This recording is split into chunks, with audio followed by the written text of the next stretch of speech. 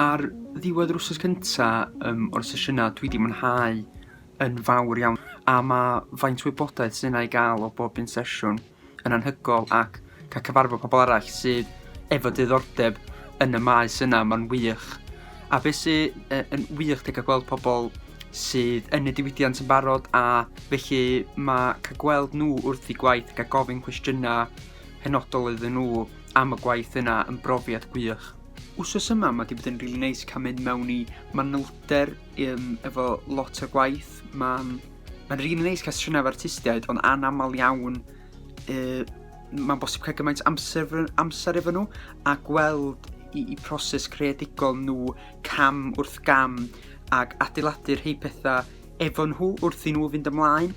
Mae wedi bod yn brofiad gwych, dwi'n meddwl, gallu clywed artistiaid yn sôn amdan i celfyddyd nhw, ac yn amlwg cael clywed pobl sydd yn gwneud o ddydd i ddydd, ond hefyd pobl sy'n gwneud o yn Gymraeg a gweithio yng Nghymru. Dwi'n meddwl bod hwnna'n rhywbeth pwerus iawn, hwnna efo lot o'r pethau enwedig creadigol. Dwi'n meddwl mae yna y meddylfryd yma bod chi'n gorfod symud tu allan i Gymru i ddod yn broffesiynol neu chi creu bywoliaeth. Felly mae gweld pobl sydd dal yn byw yng Nghymru ac yn gallu creu gwaith drwy y Gymraeg mor bwerus, fel rhywun sydd gobeithio un dydd eisiau creu bywoliaeth drwy greu pethau yn Gymraeg ac i byw yng Nghymru drwy'r Gymraeg. Mae o yn rhoi gobaith mawr ac yn rhoi dy push ymlaen na i gobeithio pwysio fi cael ymlaen i wneud o.